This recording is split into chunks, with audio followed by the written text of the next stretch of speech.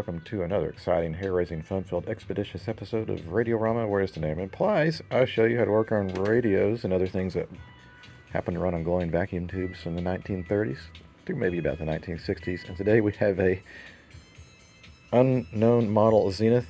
I couldn't find the model. Frankly, I don't care what the model is, but it's a Zenith radio, and I'm guessing it's probably pre-war. Probably 39, 40, 41, somewhere around there. It's a 5-tube All-American 5 transformerless set. And I just got back from selling radios all day long at an antique fair, and so I'm exhausted. But since me and my wife are sitting here doing our little projects, I decided, well, I need to have something to fiddle around with too. So I'm going to clean this up while she's doing her sewing. These are interesting because while this is real wood here, this right here, what looks like trim, is not trim. It's actually a photograph. They had a way where they were able to photograph wood and then put a lacquer over it to make it look brown. Looks pretty believable, especially for 1930s, 40s technology. This is the original finish, and I'm going to start backwards this time. I'm going to start on the cosmetics before I start on the electronics.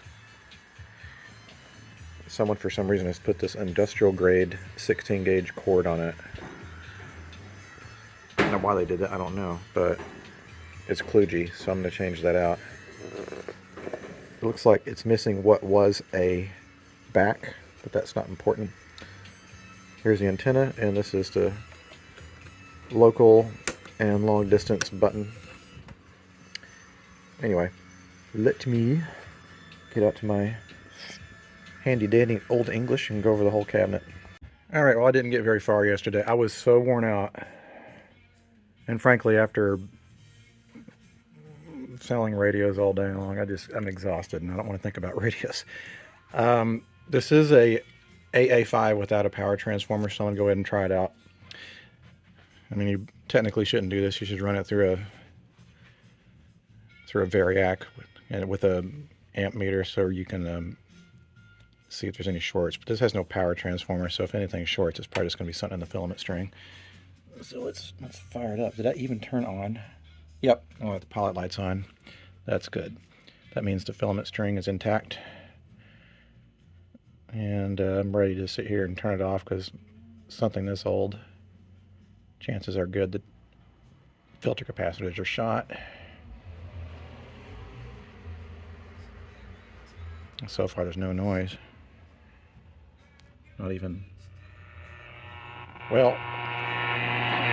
Today, this rate is effective as of March 26th, 2024. We have and some additional police activity that this one very kind of a link to road and that's starting cover. Next updated 420 later TCBS. Man, CDC for 16 forecast. How do you celebrate a national championship? I have no clue. I mean, it works and it doesn't work. We've got something going on with the volume control and or tuning condenser. I don't know. I also know that this is probably a pre-war set, probably 1940, 41, somewhere around there. And I'm not looking forward to what I'm probably going to find underneath, which is going to be the awful pre-war rubber and insulated wire they put in these things, and the rubber is not rubber anymore. It turns into a rock hard substance that doesn't resemble rubber at all. In fact, I might choose to work on something else. I'm so tired. I'm still tired from yesterday. Maybe I'll start on a 50s radio. Those are easier. Well, someone's sort of been in here. Looks like all the paper caps were replaced, but they didn't replace the electrolytics, which are here. And I thought, well, maybe they restuffed them, or maybe they tested good. But first one tests 30 microfarads, which is reasonable, but the ESR is 7 ohms, which is, it's way high. That is a very leaky capacitor. Whoops. Let me test the other one. 20 microfarads and almost 5 ohms. That's also pretty leaky. And the last one, 35 microfarads and 3 ohms. That's It's also not very good. It's usable, but it's not very good. But I thought I was getting away with this, but it looks like this is going to be a real challenge. These wires are probably going to crumble as soon as I move them. This one's okay. This is cloth. That yellow one is not. I'm going to have to replace a few of these if they don't move. The ones that I can't really replace are the ones that go into this transformer here. So I have to treat those gingerly. But the rest of these I can probably replace if I have to. So we got 3 values here.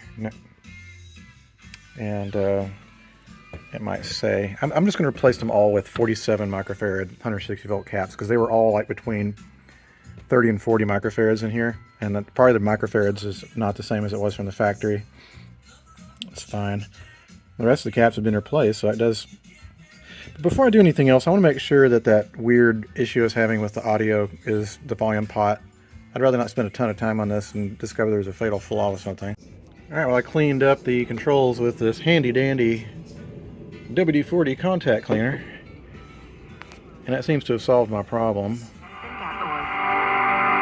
Matt Coker here from West Coast Men's Health. Guys, Viagra is not the answer for your problem. Okay. CBS.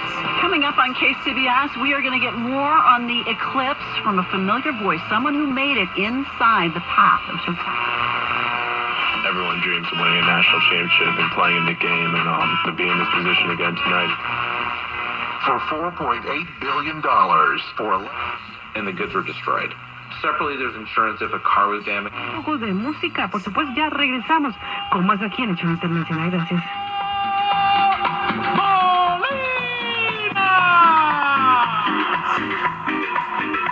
Wow. I was wondering what that rattling noise is. We've got some of the cardboard here lifting up, so I'll need to glue that back together. That's fine. Stockton Kings coach Lindsay Hording for their head coaching opening. She was the #1 overall pick in the WNBA draft in 2007. This morning, like today. Man, that sucks. It works so good, but I have to replace those. I just don't trust those old caps to be any good. I know they're not restuffed either, because they would have fucked up those wires. They tried to do that. So I guess I got to do it. Okay, so I replaced all of the electrolytics, and I also ran, except for the one going to the IF transformer, new wiring. The wiring going to the transformer is actually not too bad. So we're going to see if it still works. It seems like there's one tube here that's flashing pretty good. Sometimes I do that. It's not a big deal, as long as it's just temporary. Be curious to see if the performance is going to be any better. It was actually not bad before. It's a slow warming up radio for sure. geoengineering. I know a lot of you are. Buffy. That would be very strange. Prayers for his wife, Denise. Looting our sky. You said U.S. and Chinese economic and financial team. I feel like that made a tremendous amount of difference performance-wise. So, but we're not done here. Whoever recapped it last, they probably replaced the capacitors with the values that they saw that were from the factory. But this capacitor right here, which is a 0.047 rated cap, not only is it, well, here's the thing. When this was made, they did not fully understand how little it takes to cause a heart to fibrillate. It's very little, actually. And so, with what knowledge they had back then, they would put a cap between the other side of the AC cord and chassis ground, the metal. Well, 0.047, that'll give you a little bit of a jolt, but not much. But it could possibly cause your heart to fibrillate. The jury is out as far as like if that's really true or not. But more importantly, this is not the right kind of capacitor. And what I mean by that is this is a film capacitor. So if this were to get struck by lightning or something cataclysmic were to happen, that foil inside, that aluminum foil, could possibly fuse together. Granted, it's not very often that that happens, but if it did, then you would have all of the current coming out the other side of the AC line going directly through a shorted capacitor to ground, which means that all of the amperage that could possibly come out of that outlet there would go to you, your body. So we have a safety capacitor where not only is it a lower capacitance, but the type of capacitor it is, the way it's designed, if it's struck by something like, I don't know, a lightning strike or a short, it'll just split open, and so it'll terminate the connection, which is way more preferable versus having a fused connection where you have like a live circuit going directly to the chassis. So we're going to replace that. And after that, I need to address what's going on with this speaker, which the surround is coming unglued, which is not unusual. It's 80 years old. Stuff happens. All right, now that we got the electronics sorted, and also I installed a new cord here because the old cord is ridiculous, I'm going to attempt to fix the fact that the cone is separating from the frame. So what I did is I poured myself some glue. Let me get a little Q-tip here. And what I do is I will kind of like get the glue down in here, and then what I'm going to do is I'm going to use a little screwdriver to kind of like lift these corners up to, like, you know, get the glue down in there. I'll just go around the whole thing, because if you try to lift that up all the way, you could possibly damage the cone, especially if it's 80-year-old paper. Welcome to day number 2 of working on the Zenith, and got a few things done yesterday. Number 1, replaced the electrolytics. Number 2, this speaker was coming loose from the cage, so I re-glued it back down, so now it no longer makes noise.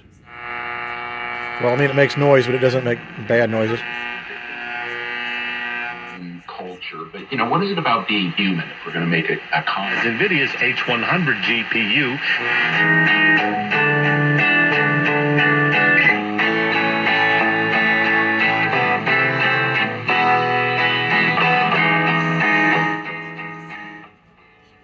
I wonder what that station is. We don't get a lot of music stations on AM. Maybe there's a new one.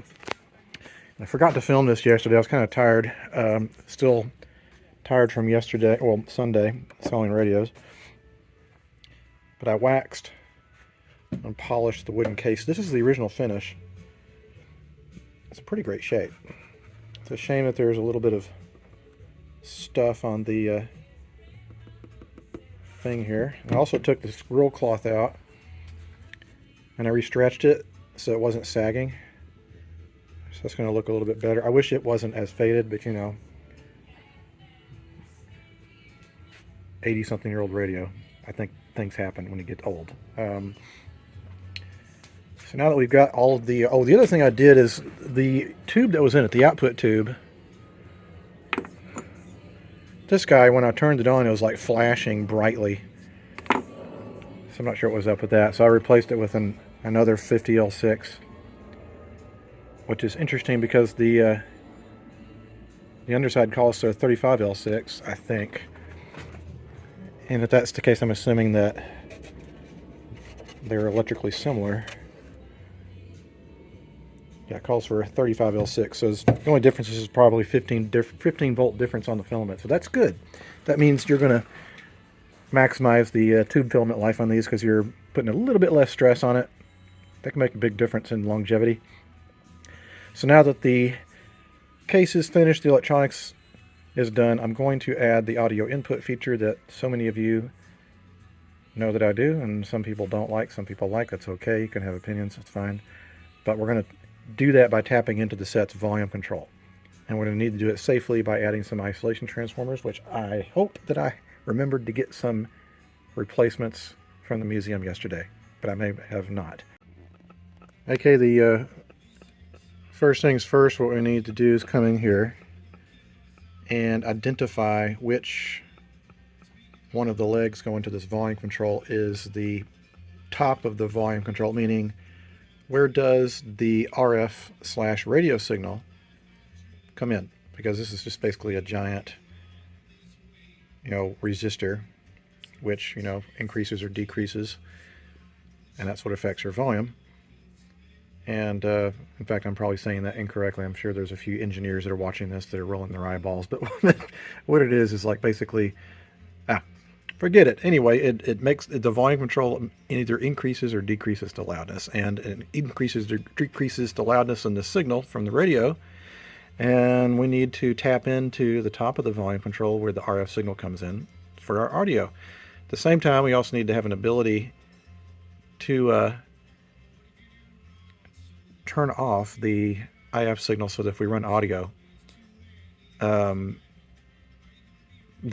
we're not going to have the radio polluting the audio, if that makes sense. I know that was a big mouthful and I probably flubbed that up big time, but whatever, live recording. Because the thing is, even on, at first I thought, well, maybe I can just tell people to use the shortwave switch, but even on shortwave, get pretty loud static. That would be unpleasant to listen to. I think that the top of the volume control is actually on the bottom. That resistor there is going to a lead going into one of the IF transformers, and then there's a second brown lead, and that's going to another IF transformer. That's a pretty good indicator. That's probably where your signal's coming in. So that's unfortunate because it's very difficult to get at. I'm hoping that I can just do something simple like maybe snip that resistor lead, and maybe that'll kill the signal, but I kind of doubt it. But we'll see what happens. Okay, so I was able to just snip. I tried the resistor and that didn't work. I snipped this guy and that works fine. See that? Like it's, let me see if we turn it up all the way. That's up all the way, and all we got is a little bit of a hum. So that's the ticket. We're going to have to put a switch between that brown wire and the top of the volume control. And then the other side of the audio will go here. There's like 3 legs. You can't see them on this one, but they're like 1, 2, 3. The center one, the top one, and the bottom one. Hope it doesn't flip you guys the bird. If I did, I'm sorry. I'm just trying to demonstrate. So what we need to do now is install the isolation transformer. I happen to have one left. And the way these dealios work is that the primary is 110 volts and the secondary is 12 volts. And this is the primary, this is the secondary. The secondary is where our audio is going to come in. The primary goes to the volume control, either side. That's essentially a wall wart. It's just that we found a supplier from Alibaba that makes little transformers that go in welders. I'm not sure what it does, but we order 100 of them at a time, and they work great for us. So now I'm going to install it. Excuse me, got the hiccups. I think the transformer, I could probably mount it somewhere. You want to get it close to the volume control, but there's a lot of crap in the way here. And these old wires aren't exactly flexible. You kind of want to leave them alone. Maybe I'll put it back here. Yeah, maybe I'll do that. Alright, so I've installed the isolation transformer, and we have our audio cable coming in through this grommet. I drilled a hole through the chassis here, and then we'll attach the top and left, well, basically the top and bottom of the primary transformer to the volume control. Meanwhile, I noticed when I was under here, the tuning cord is fraying, so that needs to be replaced. So that glue needs to set anyway, so I think I'll do that next. Alright, so we got a new string attached. Goody, we can put that back together and we can resume our work on the audio input. Okay, so now everything is installed. We have all the connections completed, including our little switch to turn the IF/RF signal on and off. For right now, we've got music streaming through this little Bluetooth thingy.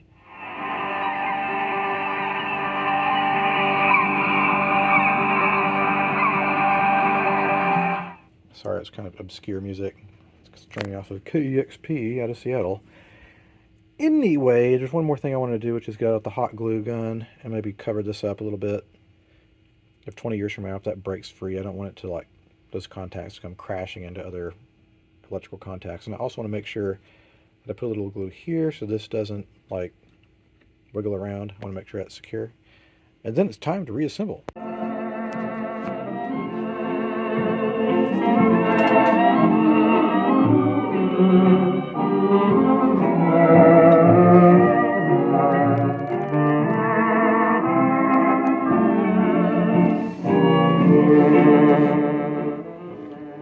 Anyway, I think this turned out pretty nicely. I like that blue dial.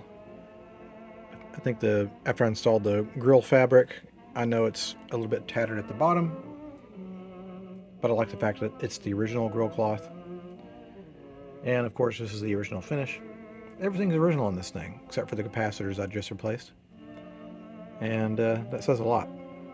Can you imagine, like, electronics from today lasting this long and still being able to be useful? I don't know.